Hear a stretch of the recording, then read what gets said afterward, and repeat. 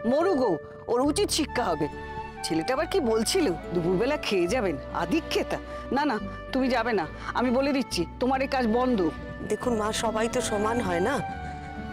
আসলে সেই অপমান করে যে চায় না কোনো গোয়েন্দা কেসটা সলভ করুক, তাই শুরু থেকে এসব বাধা টাধা দেয়।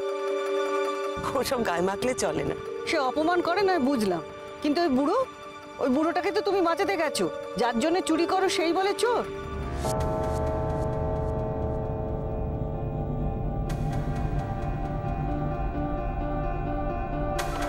সে কেন চাইবে না তুমি রহস্যভেদ করো, তাকে বাঁচাও?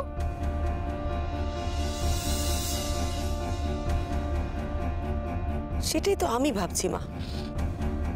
হয় উনি ওই চিঠিটাকে ভবিতব্য মেনে নিয়ে সব ছেড়ে দিয়েছেন, আর নয় তো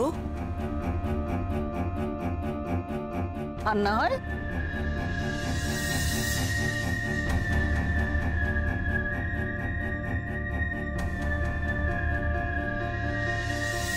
নাকি কান্না কেঁদে কোনো লাভ নেই।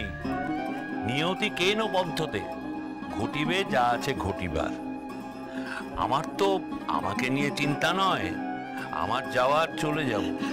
কিন্তু কিন্তু কি?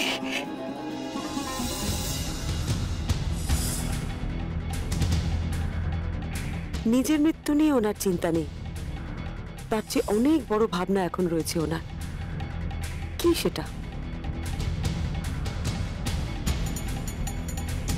খুঁজে বার করতেই হবে।